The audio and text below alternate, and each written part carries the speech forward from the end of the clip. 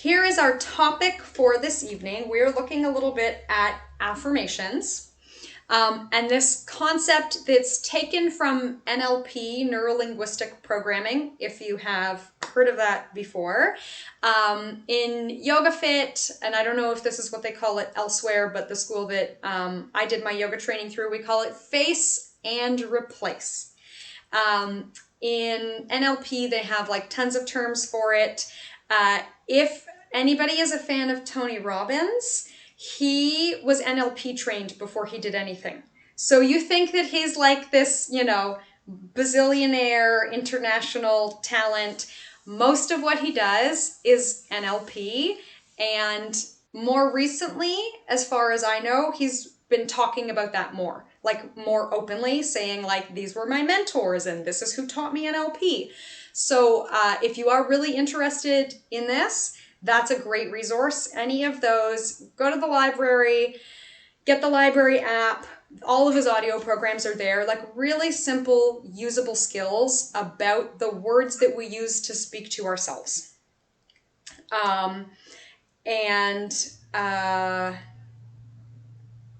Who else is good? There's a book called Free Yourself from Fears with NLP by, I should have written this down. O'Connor is the author's last name, I think. And it's just great tips for how to, again, change the words you use with yourself. And that one even too goes into the images that you see in your mind. So for example, this is one that I really liked. If you're scared of flight, what do we picture when we get in an airplane? We picture the plane crashing. So what can you picture instead? Why don't you picture yourself like you're in a classy black and white movie on the plane? Picture yourself with like the long cigarette stand or cigarette holder and a drink in one hand and pearls, and suddenly there's a whole different vibe to the way you feel because you have a different picture in your mind. So there's a lot of great stuff out there. If you are really interested, email me anytime, let me know. I will send you those resources. If I think of any more in the follow-up, I will share more as well. What else can I say? Okay, so face and replace. We've done this a little bit in like, oh my gosh, like maybe a year and a half ago in the Off the Mat class that I teach in the afternoon, and maybe a little bit more recently, where we face our thoughts and then we replace them with a more helpful thought. Not that different from, I can tell it's the end of the day. Byron Katie does the work. She does this sort of thing. Is the thought true? Is the thought useful? Asking yourself questions about your own thoughts. So let's say, for example, this is the example I love to use even before I started this program on sleep. I woke up one night and I couldn't sleep because my lovely husband was snoring so beautifully. And the words I started using were all of the horrible things that I was going to do to him. And I stopped and thought, is this accurate? No, I'm not going to do any of those things. What can I do instead? I'm going to roll him on his side so he stops. And just the level of like stress and frustration came down by saying in my mind, the situation had not changed, saying in my mind, none of those things are actually true. And you can face the situation. So I could say to myself, what's bothering me? I'm irritated. I don't like this sound. I would like to be asleep. Why is this so irritating? Because I'm tired. I'd like to be doing something else. So we always face it. It's not that toxic positivity that people talk about, and we replace it with something else. Classic things that we think to ourselves in the night. I'm never going to sleep again. That's what people have said to me. Well, are you never going to sleep again, ever? Like, how long is this going to go on? What do you mean never? So you can say to yourself, it feels as though I'm never going to sleep again. You face it. It feels like this is an endless night. And then you can replace it with something more helpful, like, I am finding it tedious to be awake. And then your bonus is if you come up with an action step of something else you can do. Why don't I listen to a yoga nidra? What if I get out of bed and have a cup of tea? So we always face it, we replace it with something more useful, and then your bonus if you would like an action step. So why do we have our blank cards? Because we can write our own affirmations. So this is maybe a little different than face and replace. But you might like to, if you're familiar with your own ruminations, if every night when you go to sleep you think, oh God, not this again, then you might even want to write that on one side and then flip it over and write what you want to replace it with. Or if it might be other thoughts throughout your day. So maybe this is another one I hear that might not seem related to sleep, but stress and sleep go hand in hand. I'm surrounded by idiots. This is what I hear people say. I'm surrounded by idiots. And you might like to flip it over and then write, I'm finding people irritating, or I'm noticing I feel irritated. And you might like to put another affirmation that is just a good affirmation to have. So some of us have, favorite affirmations. The one that Nikki always uses is, I am where I am, and that's okay.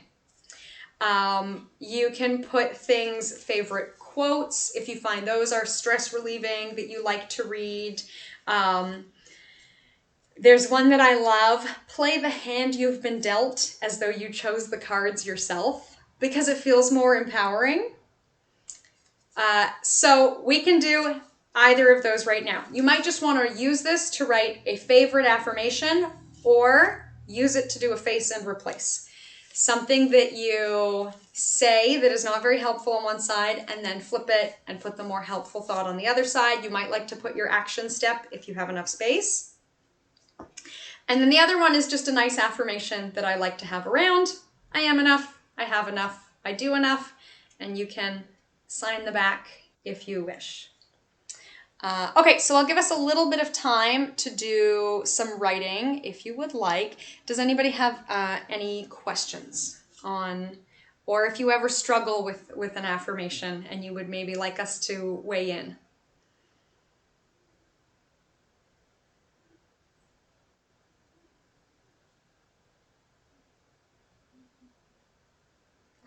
Okay, so take a minute to write. You could also use this time to do our usual journaling, just sort of free form affirmation time.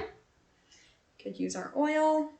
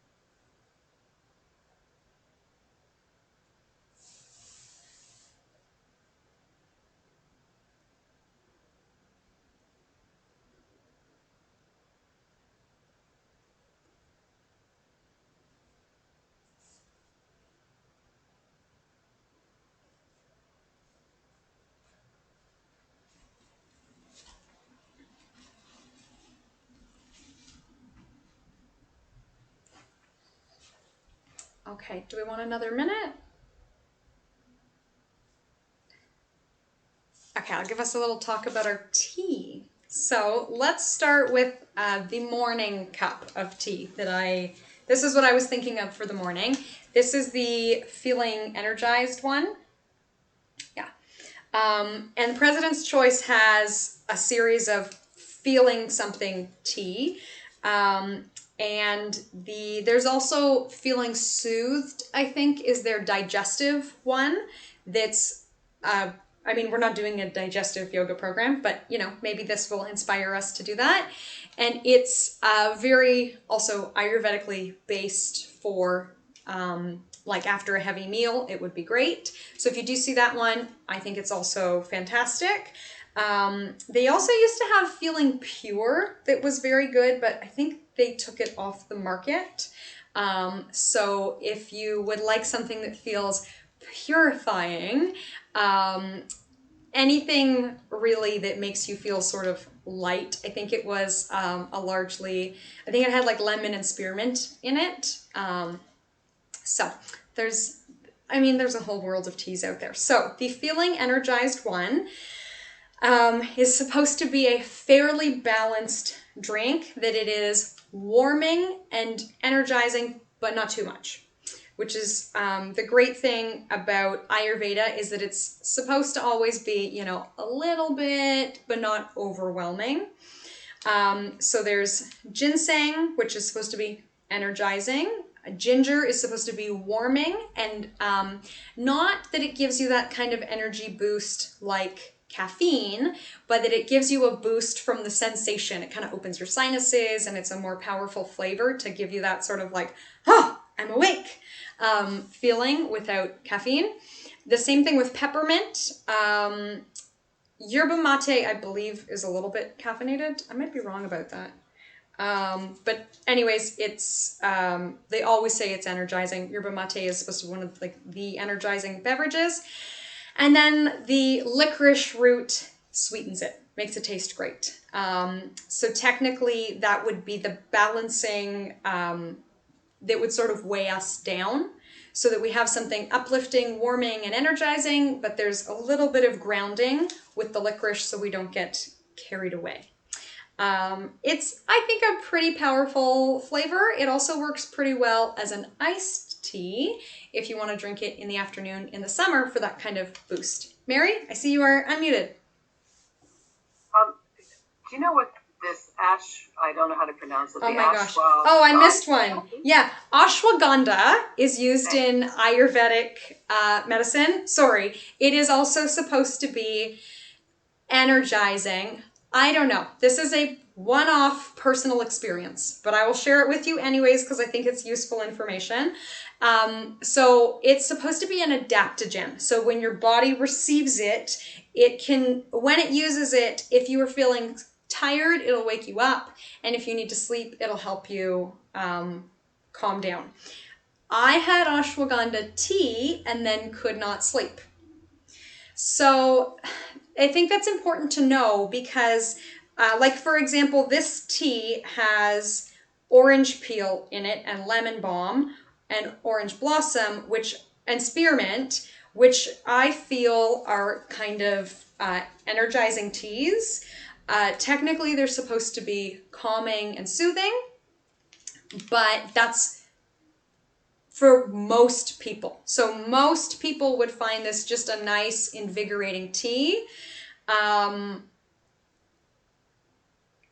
And then you may also find that it makes it difficult for you to sleep. It's like too much for your system, which is totally fine. You may also find that for whatever reason, there are those people who drink coffee and it makes them drowsy. That's okay. They're allowed to feel that way. We all know it's caffeinated. It may not be the beverage for them in the middle of the afternoon if it just makes them fall asleep. So, was that your only question? What is that? Okay, super. Yeah, so it's used traditionally in Ayurveda to energize and I think to focus the mind as well. Okay, our other tea, our calm tea. So I did not know this until fairly recently. Chamomile actually does something. It's not like just tea. You know, I thought this stuff was just like leaves that taste good. there's actually a fair amount of research on these things and their impact on the nervous system, and that your nervous system really likes chamomile tea to wind down. It's not just because you're having, a soothing beverage at the right time of day in your favorite mug. All those things help. But chamomile is really good for relaxation. I now consume so much chamomile tea. It's, yeah. Chamomile, and the other one that I really like is there's a chamomile lavender blend you can find too. It's really good. This one has chamomile and lavender. Same thing. Lavender is supposed to be fantastic for that kind of soothing, wind down feeling. Again, it is a balanced tea because we have the chamomile, the lavender, the passion flower that bring us down, but it's not just a heavy downer of a tea. There's also the spearmint, and anything floral is a bit more, is balancing for all of the doshas, and the orange peel gives it kind of that pep as well. I really like this one with a lot of lemon in it. So I add that as well, and then I find it much more energizing because the lemon is warming. You may like it with honey in it, which is supposed to be more grounding and soothing for the end of the day. But I figured we would give you teas to kind of bookend your day. We have warm and wake in the morning, and then soothe and calm in the evening. There you go. There is a whole world of teas out there. I have so much tea now. I'm finally making my way through it. But when I was doing all this research, I got a box of chamomile, a box of peppermint, passion flower, ashwagandha, chamomile lavender, the 2 flavors of sleepy thyme, and then, what was it called? Cup of Calm? Feeling Calm? I think, no, that's Feeling Calm. Cup of Calm, I got that. And then some other passion flower and valerian. And I had to stick all the boxes in so tightly they took up the whole shelf. So I highly encourage you to get out there. It's a great hobby. Okay, any questions about tea, NLP, affirmations, anything that we've ever covered? Let's get into our practice for the day. I will give us some light music. We'll do a pretty balanced practice. So what did we do? We did a week of like an energizing flow, and then we did just a lazy, soothing kind of movements. And today we'll do a bit of both. If you haven't started with your essential oil already, you may like to do a drop in the palms before we start with our mudra.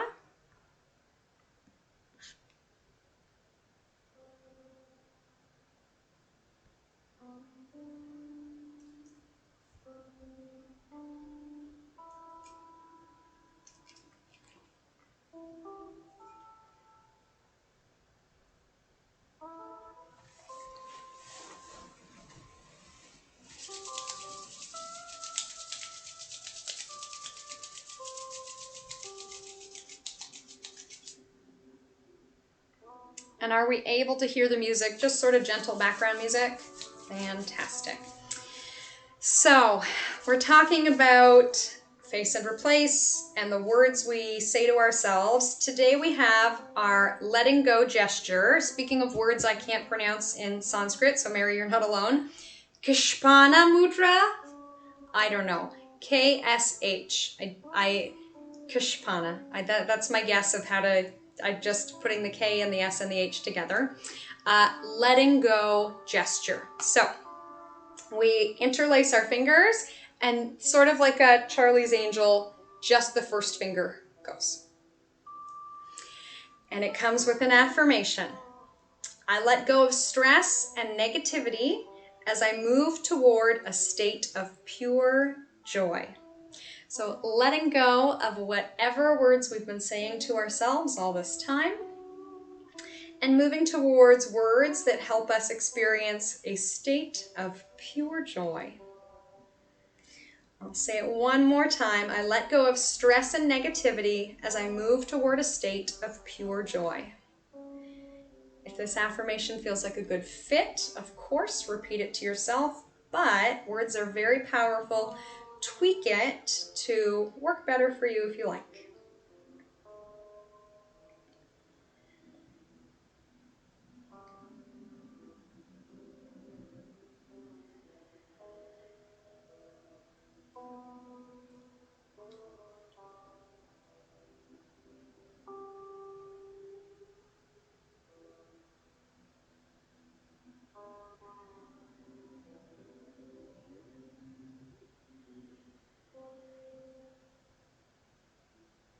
And we can focus our energy on our heart space, the area behind our breastbone, our heart center. And we'll do what's called heart-focused breathing. So feeling the sensation of our breath as it moves in our rib cage, imagining that we are breathing into this heart center. So not our anatomical heart, but the space behind the sternum.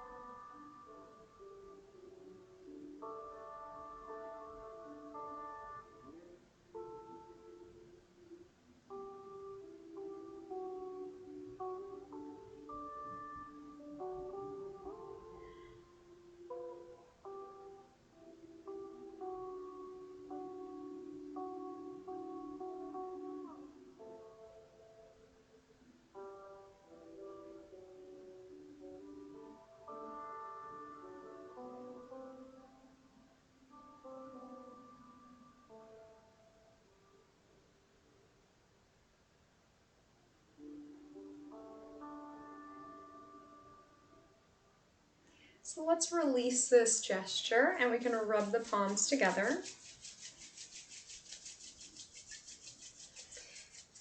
And this is supposed to be fantastic for sleep and actually high blood pressure. Now we did just put essential oil on our hands, so if you are sensitive to orange oil on the face, maybe just skip this one, or if there's, I don't know, another way you can imagine doing it. It's called palming the eyes. It's exactly what it sounds like. We take our palms and put them over the eyes and apply gentle pressure for about a minute. We can relax our fingers and just let them rest on the top and side of the head. And this is actually a great one to do in the afternoon. Our eyes get pretty tired during the day, and if you're sitting at a computer, then there's been some eye strain, and in the afternoon when we reach that sort of tired time of day, it's a great way to do some sensory deprivation to allow darkness, which signals the brain, body, and mind to rest. And then it's the same thing, of course, as we prepare for sleep, signaling brain, body, and mind for rest.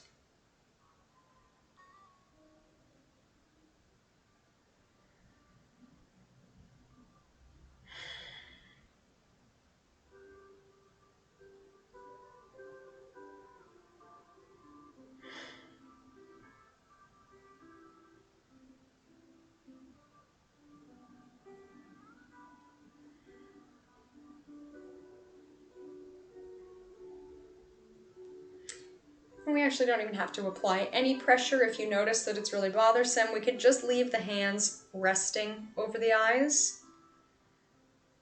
There is another technique where you take a length of fabric and wrap around the head. So any of these are fine, but for now, let's rest the arms. Might feel good to roll the shoulders.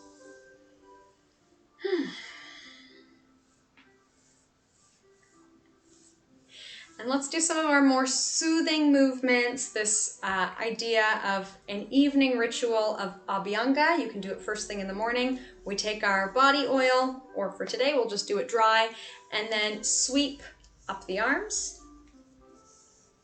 And maybe we're imagining that we are sending love to all parts of our bodies, or that we're shutting down for sleep. So as we sweep up the arm is getting ready for sleep. The shoulder's getting ready for sleep. The chest is getting ready for sleep. We can do our traps.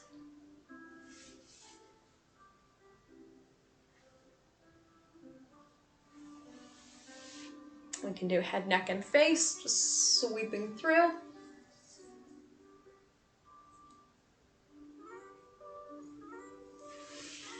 We can do down the torso and whatever we can reach of our backs. And same thing on our legs. Back up.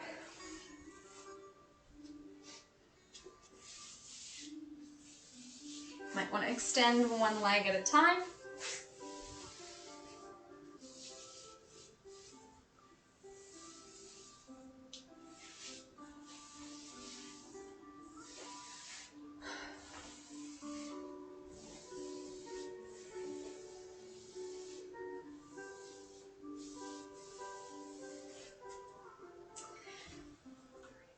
I'm just going to do a little adjustment.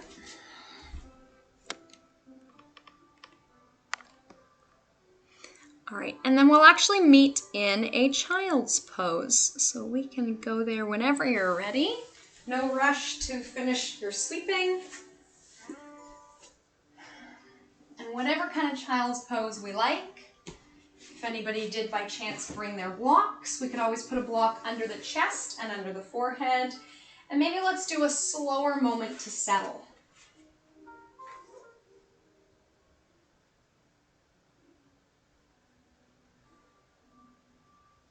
Again, we can do that heart-focused breathing, but an awareness of breathing into the back or the back door of the heart while we're folded forward in child's pose. And if by chance coming into a static child's pose feels really tight at the beginning of your practice, we could have some movement going instead. So if you feel really stuck, of course, we could be moving in and out of child's or shifting the hips off. If it feels nice to land and settle, then land and settle. So let's give it a few more rounds of breath here, making this whatever you need it to be.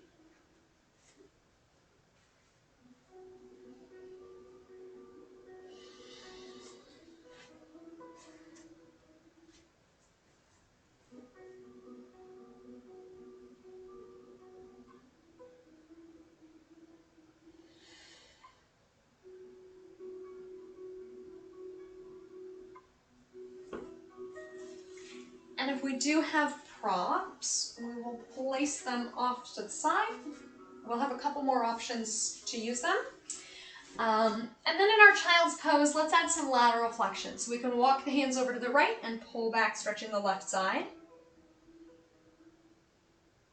And then walk the hands left and pull back, stretching the right side.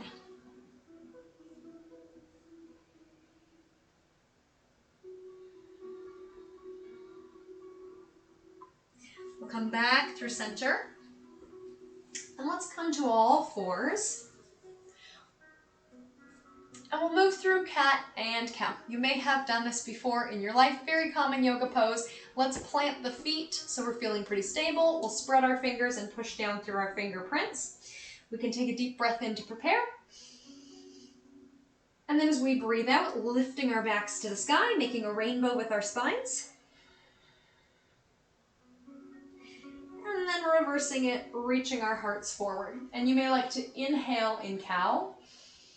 Or I personally like to breathe in as I move and then breathe the opposite in the pose. So inhaling in cow. I think I said the wrong thing. Breathe out as I move. Inhale in cat.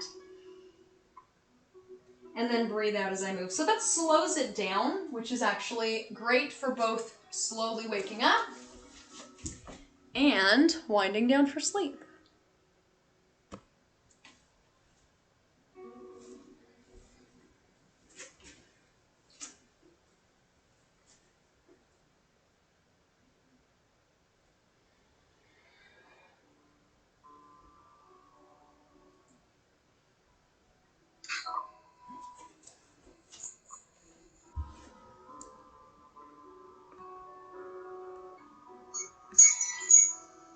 There we go. All right. Well, let's come back to a neutral spine. Make sure we're still strong and stable, so we don't want to flop unnecessarily through life, spreading our fingers, planting the feet and hands down, a little bend in the elbows. really long from the crown of the head to the tailbone. Let's take a look over one shoulder, stretching one side. Coming back through center, we take a look over the other shoulder, stretching the other side.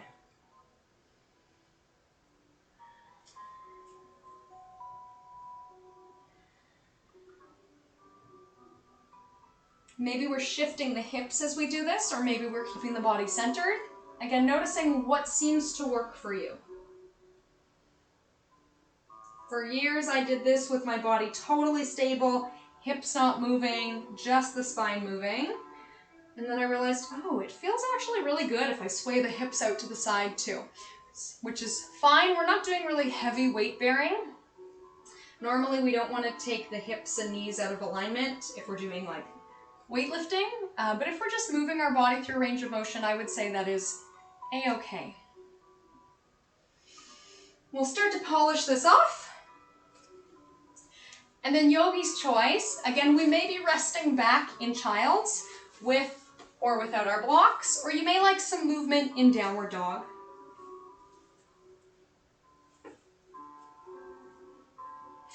And in child's, if we want movement or down dog, we could be shifting the hips side to side. If we're in down dog, that classic pedaling the heels.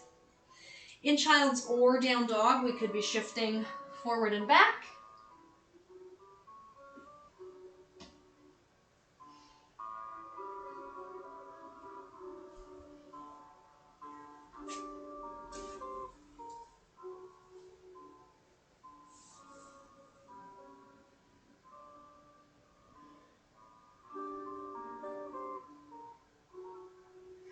Awesome. All right, when we're ready, we're gonna step into a kneeling lunge. So we'll take the right foot forward. And I'll show you just a basic variation. So if this one works for you, keep going, and then I'll show us different options. So our basic variation is to shift forward into a lunge and shift back into a half split, moving in a comfortable range of motion. We may like to take our front foot wider on the mat, giving ourselves more space. We may like to double up under the knee or put a cushion or a folded blanket under the knee. If we don't want any pressure on the kneecap, we could be off the knee entirely. We could be shifting the hips forward and then shifting back. Shifting the hip forward, shifting back. If by chance none of that works, we could also be doing the same kind of movement lying on our back. So anything we can do to kind of roughly replicate opening the front of the hip and stretching the back of the leg can be really helpful for relieving just the tension of the day so we can get that effect of relaxation, right?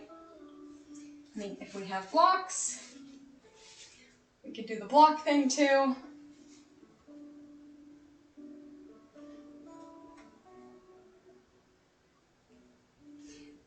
You might be moving much more slowly than me.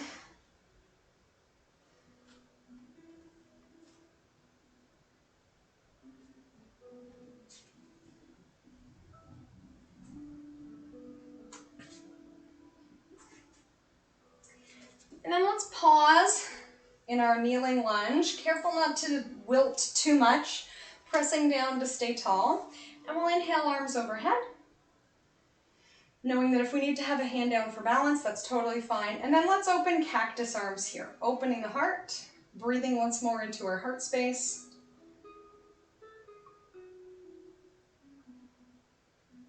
We'll let this go. And then yogi's choice, as we switch sides, you may take quite a while to transition. You might want to shake something out. We might like to, again, rest in child's, any variations of child's, or downward dog, any variations of downward dog.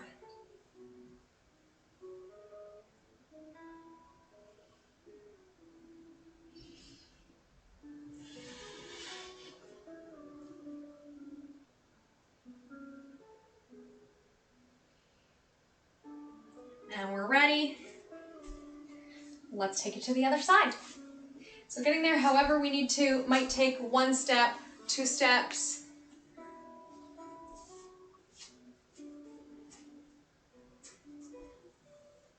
And then we have our basic front and back. Ideally, we step far enough forward so that at that front range of motion, the heel is still down. If we take a tiny step and we're coming forward with the heel coming up, we're really just closing the knee joint and we lose a lot of the benefit.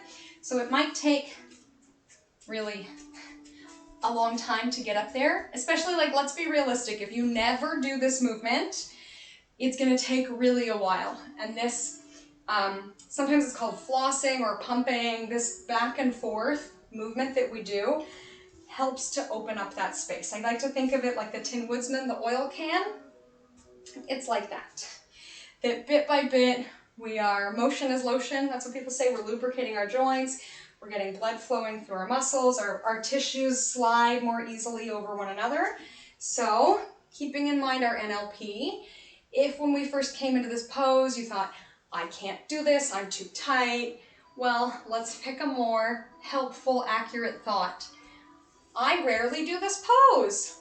It makes sense that I'm really stiff, right? Much more accurate thought. And then, okay, yes, so I didn't go through any of this. If we want our blocks, if we want to fold under the knee, if we wanted to come up and do this variation instead, we could. Anything that we do that splits the leg helps open up the pelvis in a split position. So that could be standing, it could be lying on our side, it could be lying on our back. Relieving our tension of the day that we so often get from, ironically, we get it from being sedentary and we get it from being active.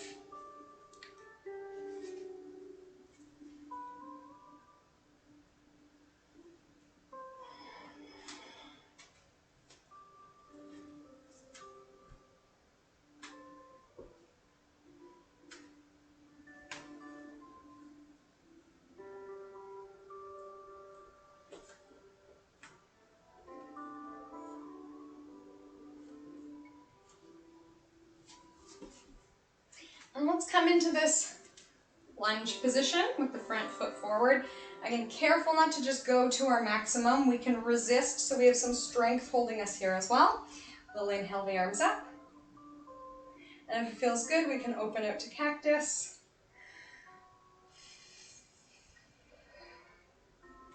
Taking a breath into heart center.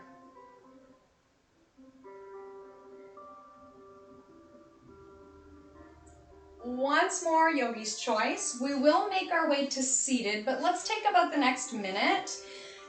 If you would like, coming into child's once more. I know it is a fan favorite. We can use our blocks or no blocks. We could be enjoying stillness or movement.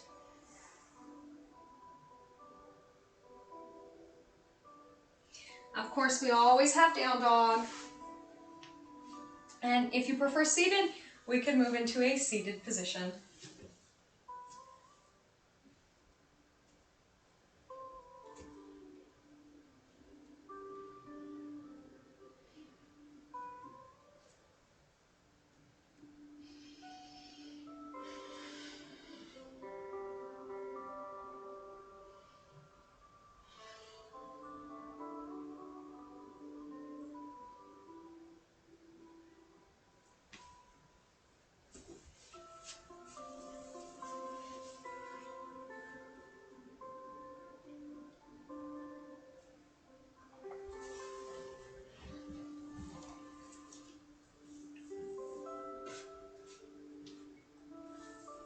All right, so let's meet in seated. Whenever we get there, take your time. We can do a few rounds of moon breath or Chandraveda, which means that we go ahead and close off our right nostril, breathing just through the left. We may still like to imagine that we are breathing into our hearts.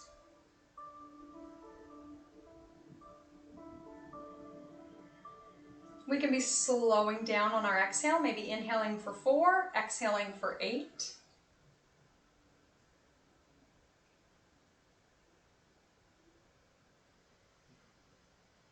If we're particularly stuffed up, we could always do it just as a visualization.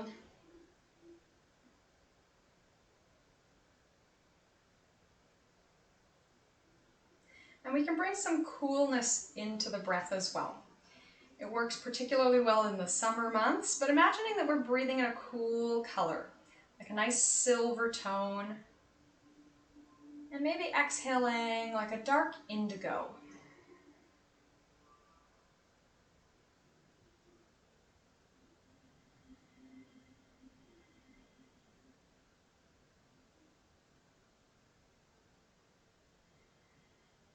Let's do one more.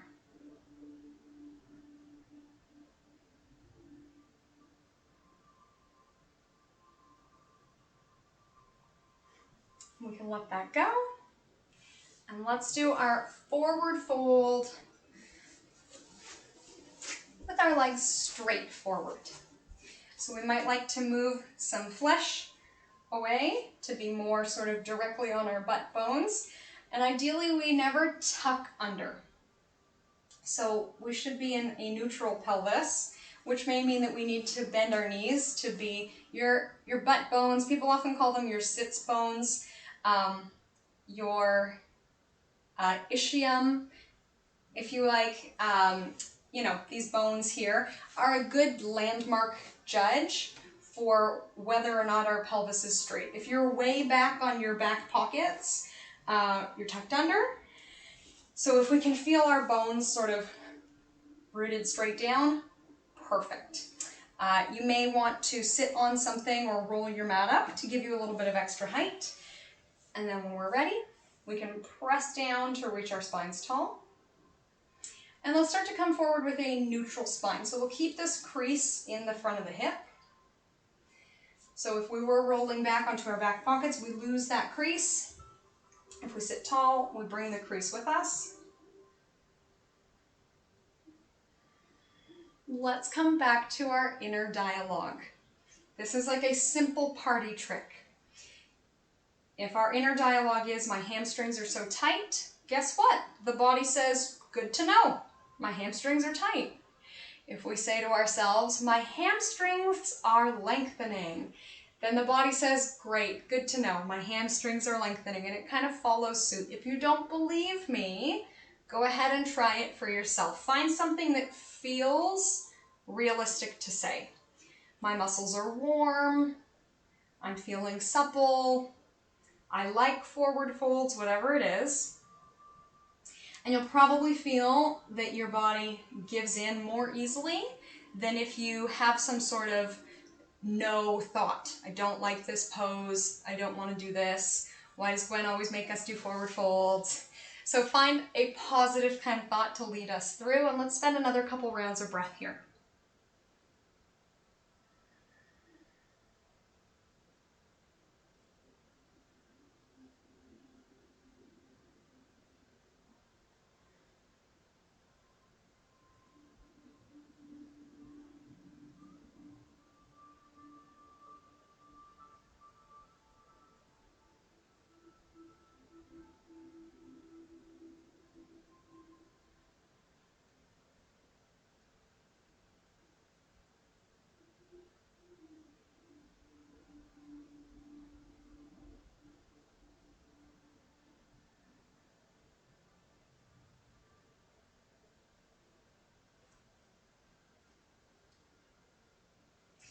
We'll stretch our spines long again, as though we're growing a little taller.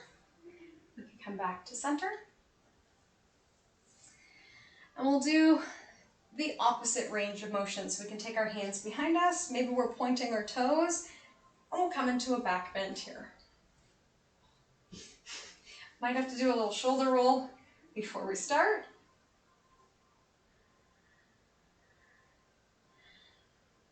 We may become aware again of our heart space, feeling the expansion of our chest with our inhale.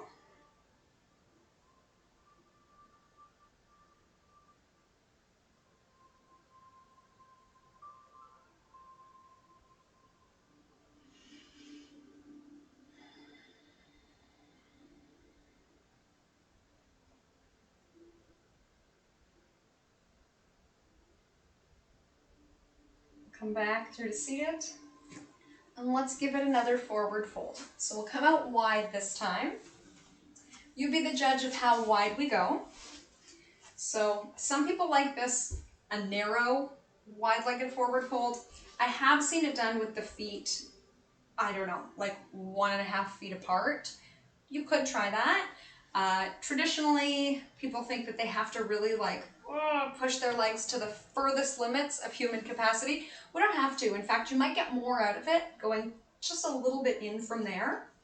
We can again bend our knees so that we are on top of our butt bones. Let's sit tall before we go anywhere, and we'll take this tall spine with us. So it's really easy to just kind of deflate and round forward, but we're not changing the angle of our legs. So if we sit tall and bring our tall spine forward, it's safer for our backs and more beneficial from the legs. That might mean you come forward 1 millimeter. Totally fine. And maybe our positive dialogue is something as simple as forward folds are helpful for sleep.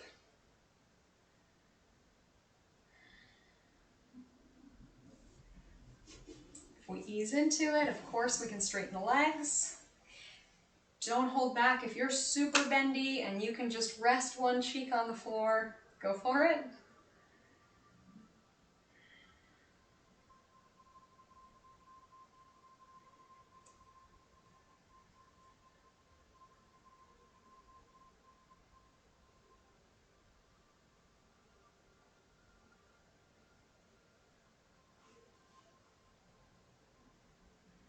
Maybe we're stretching out our exhale, inhaling 4, exhaling 8, saying our affirmation to ourselves.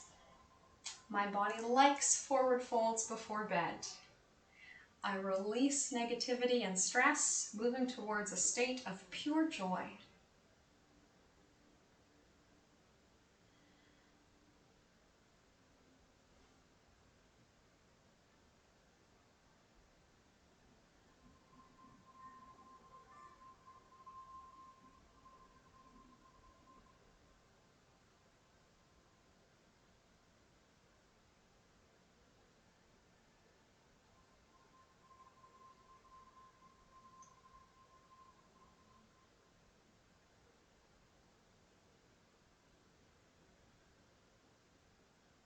Bringing our minds to heart center, careful that the heart is not deflating, it's still buoyant.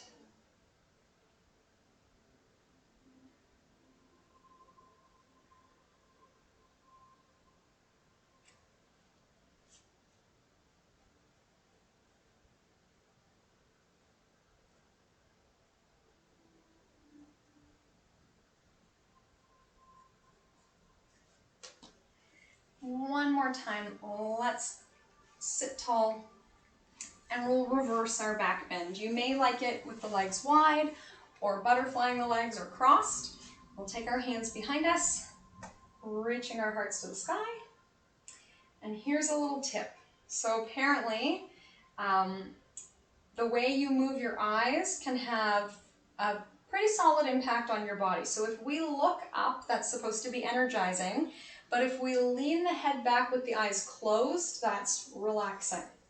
So if it feels comfortable and okay, if it's not going to give you vertigo, let's feel the difference. Probably feels a bit more alert to have the eyes open, but sort of like when you step outside on one of those fresh early days of summer, automatically we tilt the head up and close the eyes to feel the sun across our face, right? That's kind of what we're going for here.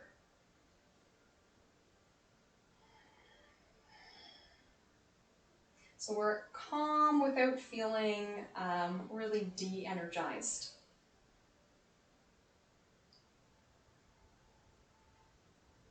Let's come back through center, and we'll make our way all the way down to the floor.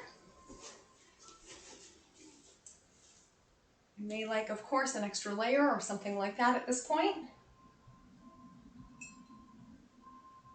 We have time for a few more stretches.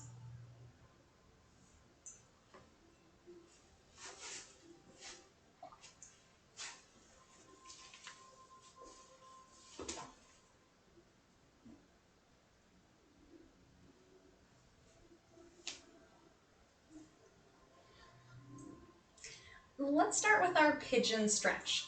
So we can take right ankle over left thigh.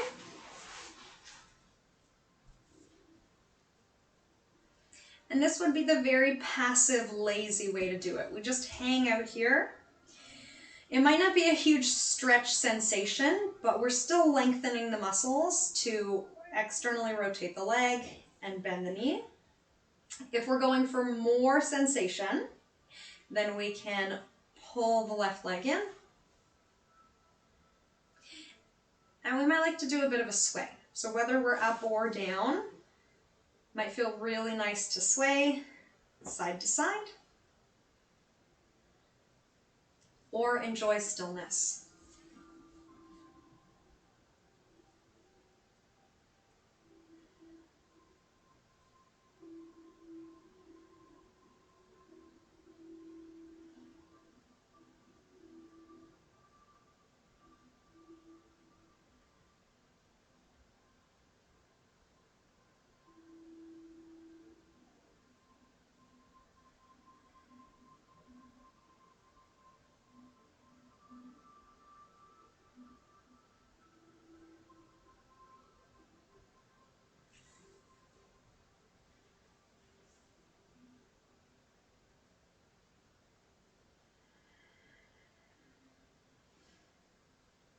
We'll come into a twist.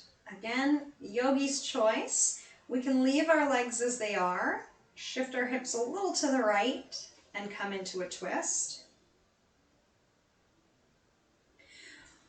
Or you may prefer a less pretzel-y variation, simply letting the knees knock to the left. Either one is fine.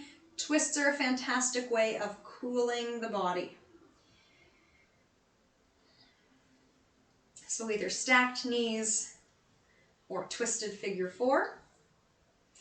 And we can come back to our cooling breath. Once more imagining, inhaling a cool silver tone and exhaling a deep indigo.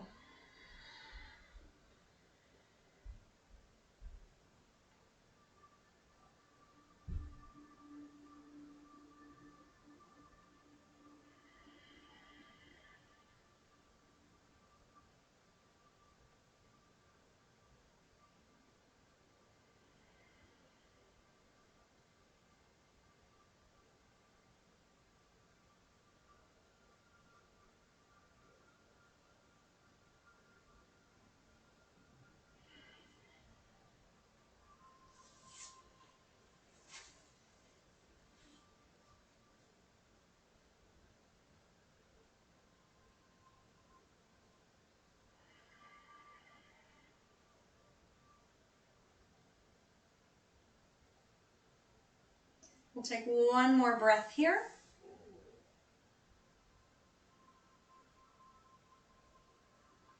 And we're ready to make our way to the other side. Might feel good to windshield wipe the legs. I find sometimes one hip gets stuck in that position, and we can loosen it up before we switch.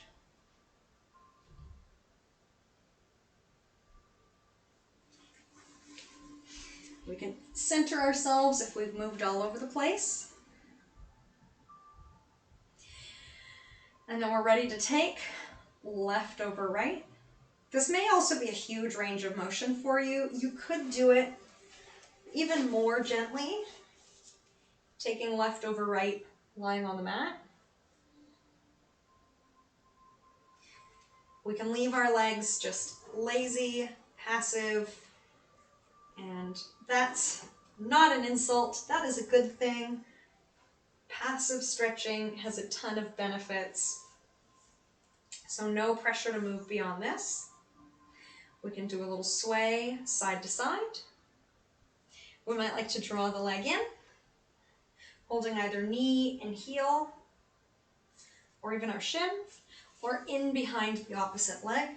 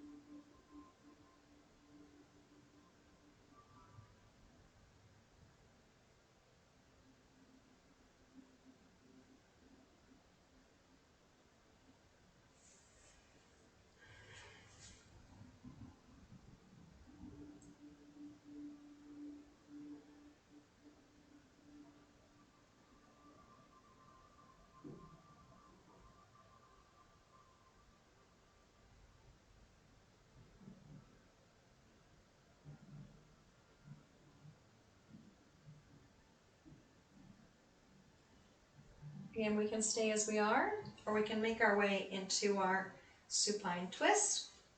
So if we want to leave our legs like this, we do a little adjustment so that we have more room to move, more room to twist. We take the pelvis to the left, and then we twist our legs to the right.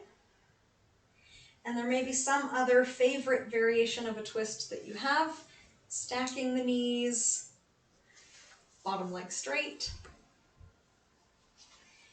So any of those options are totally fine. Please do listen to your body, remembering what is our end goal. For this program, for the most part, it's winding down for sleep, right? So if you feel that this is winding you up, uncomfortable, not working for you, maybe there's a favorite pose you can do instead.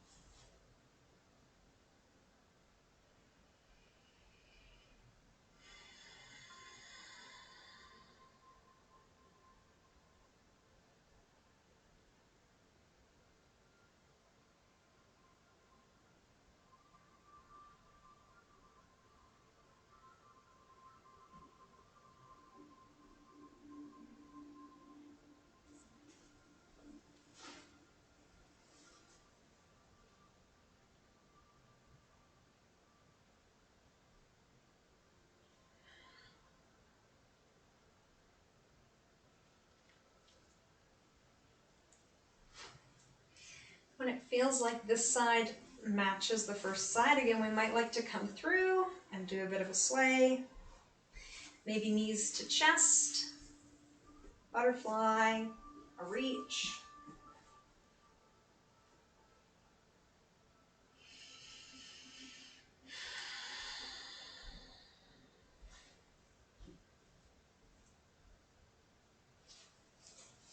And we are going to be moving into stillness. So if there's any pose that you love that I haven't done yet, feel free to take a moment for that.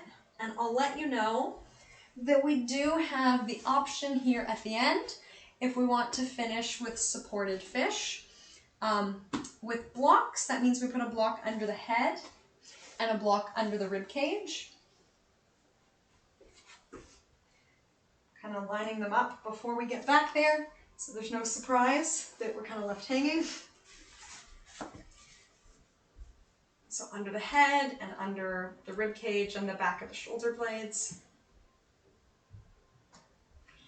And then we can let our legs butterfly open or stretch long.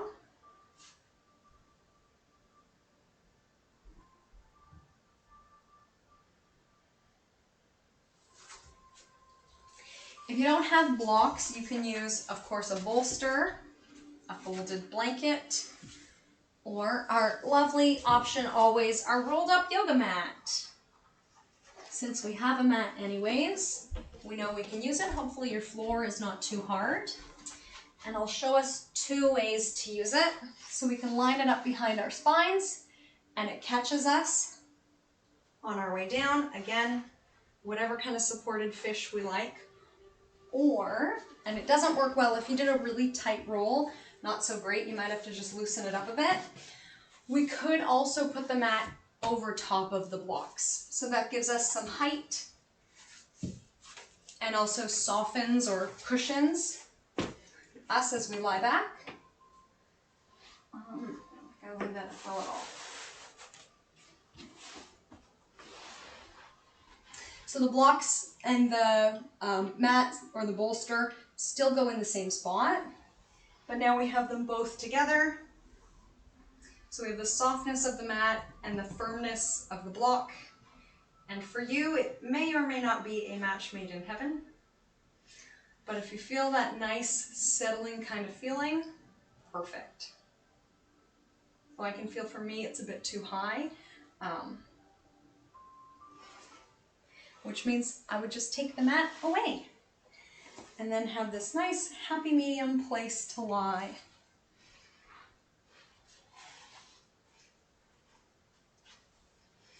And then while we're here in this open-hearted position, let's bring our minds back to our heart-focused breathing. Noticing the expansion of the rib cage.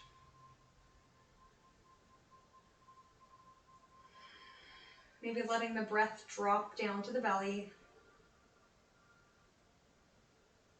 Feeling movements of belly as our lungs expand.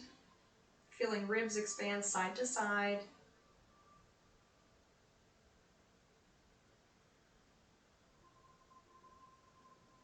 A great way to reverse a lot of the hunched forward movements of our day.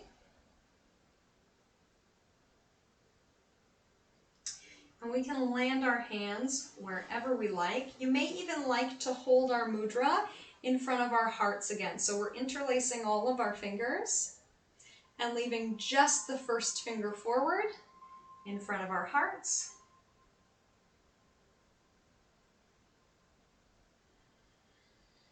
And we can repeat our affirmation.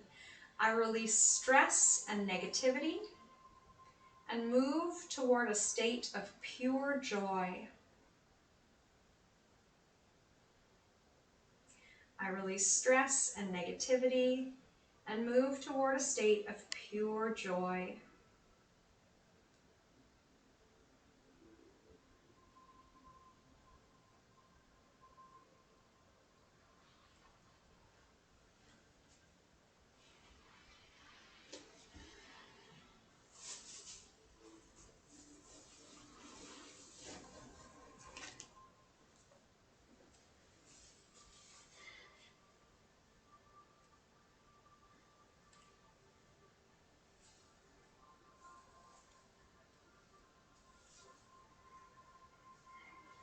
And then whenever you wish, I know it gets to be a little tense, we can release the hands. You may like to have hands just across the heart or resting elsewhere.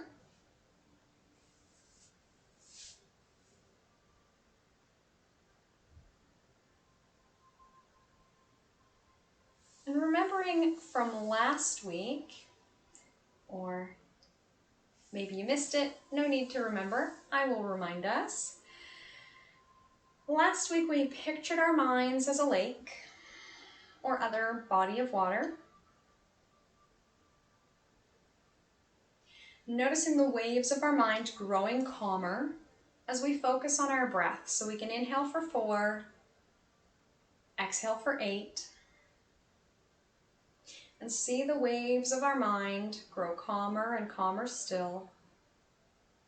Maybe until the point that the lake of our minds looks like glass.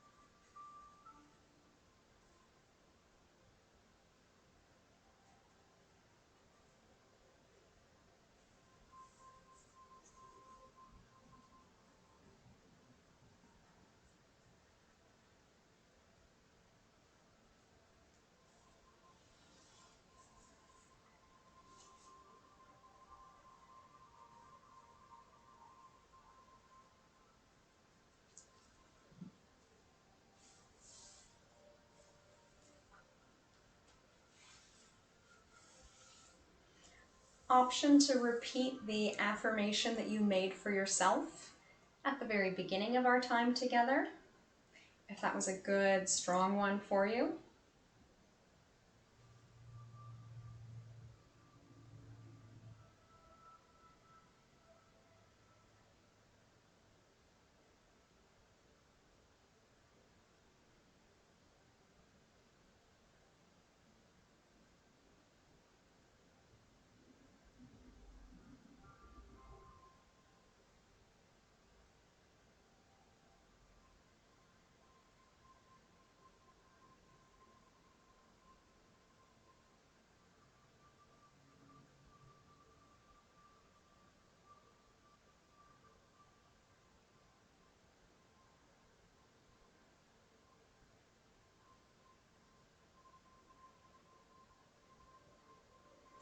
And if we're noticing any thoughts popping up, no need to push them away or think that we should be clearing the mind. But if we do have thoughts that come up that are difficult or not so useful, of course we can practice the skill of face and replace.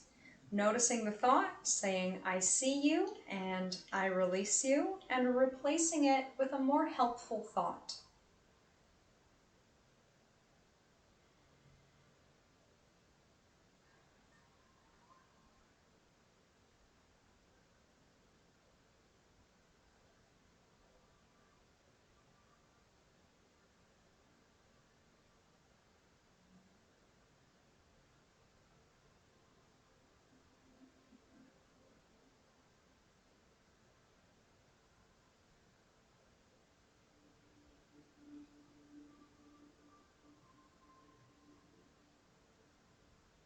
We can continue this thought awareness, but let's come into a body scan here. Bringing our awareness down to our lower body, feet, toes, ankles, calves, knees, thighs, muscle, bone, and skin. Noticing any sensations that we're having in the body. And it's not uncommon for our mind to try to tell us a story. So maybe we bring our awareness to our knees, and the mind says, hey, remember that time that you hurt your knee and now you have bad knees? Again, we can do this face and replace. I see you, I notice the story, and I release the story. At this present moment, my knees feel okay.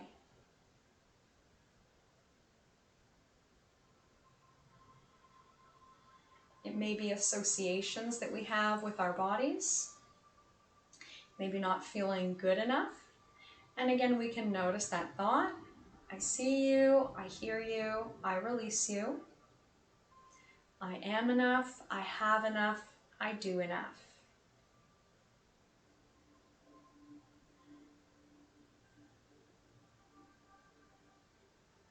If you struggle for words, a great fallback is simply, I'm okay. I'm noticing the story, or I'm noticing the negative thought, but I'm okay.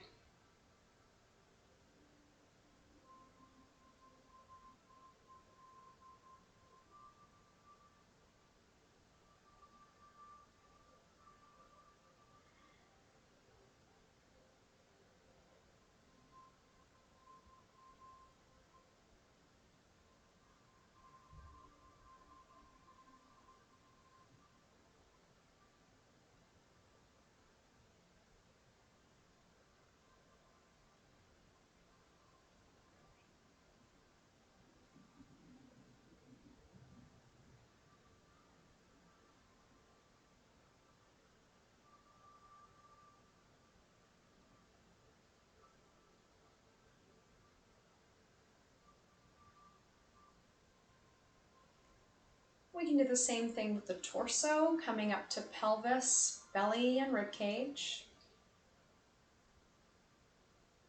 Noticing all sensation and seeing what thoughts pop up. And we may not have to do any facing and replacing. Our thoughts may be very neutral, but if some unwelcome thoughts pop up, of course, we face and replace.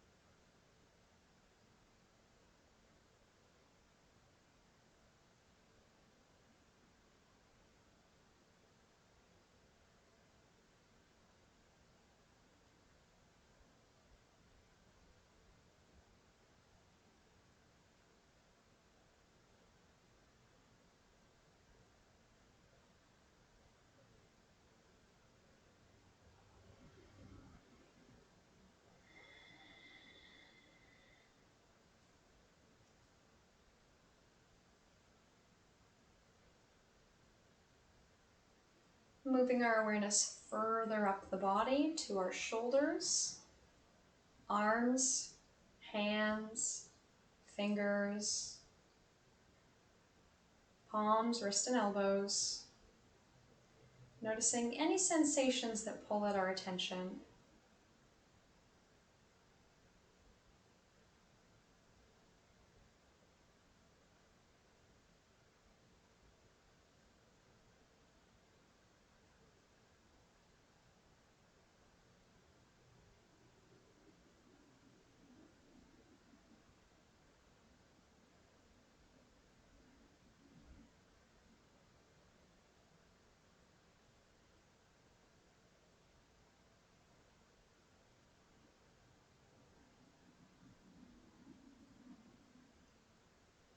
Noticing the temperature of the air on our skin.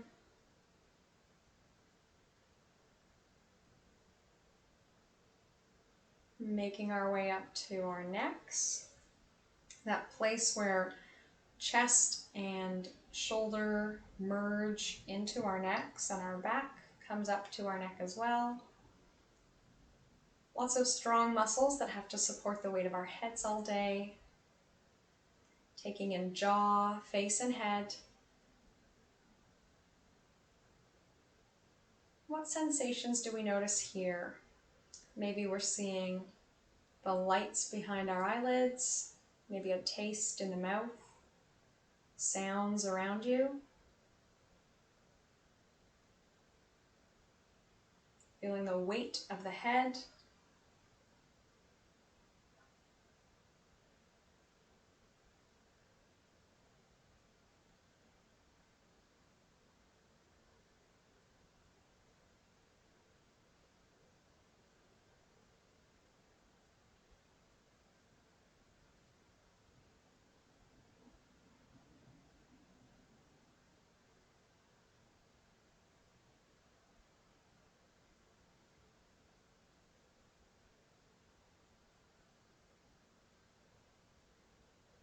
And then noticing the whole body.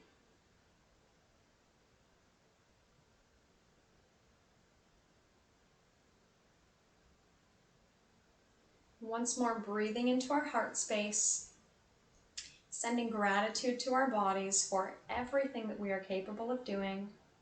Feeling that warm glow from our hearts radiating out.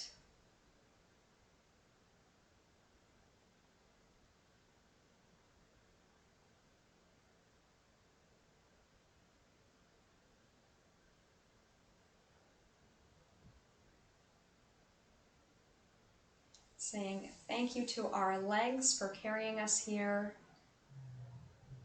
to our lungs for breathing, our muscles for working and stretching and resting, our arms for reaching and strengthening, and to our minds for growing smarter and stronger each day.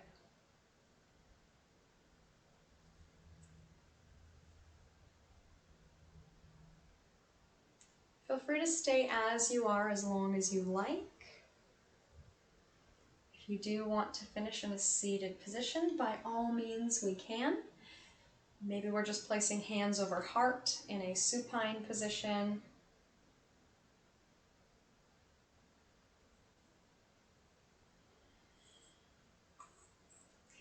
If we want, we can bring hands to heart center. Thank you so much for being here with me tonight. From my light to yours, namaste.